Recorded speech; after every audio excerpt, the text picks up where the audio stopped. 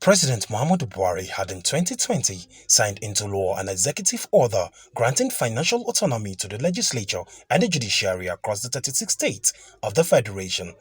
The Executive Order Number 10 of 2020 made it mandatory for all the states to include the allocations of both the legislature and the judiciary in the first line charge of their budgets. The bottleneck is with the state governments who we understand have not been complying. But the source of the money is the federal government.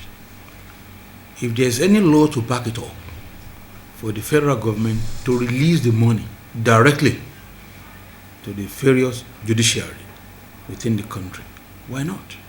The Judiciary Staff Union of Nigeria therefore embarked on the current nationwide strike on April 6, 2021 on the grounds that so many states have refused to comply with the executive order. The strike has no doubt crippled activities in courts at both the state and federal levels, with so many cases unheard due to the closure of courts. More damage should not be done to our legal system. Because if the courts can be closed for almost 6 weeks or 7 weeks, the inference is that, do we really need this court system? As a condition to end the ongoing strike, the union has insisted that all the funds due to state judiciaries for the month of October 2020 till May 2021 be deducted directly from the Federation account and paid to the heads of court through the National Judicial Council as prescribed by the Constitution.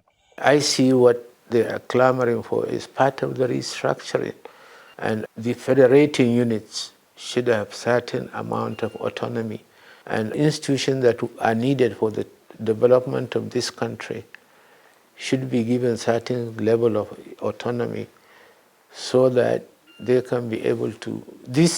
To me, this is what kills impunity in public service. Besides the delay in justice delivery, the strike has also taken its toll on foreign investment, which even before now was coming in trickles due to the COVID-19 pandemic. Chibuzo Okezie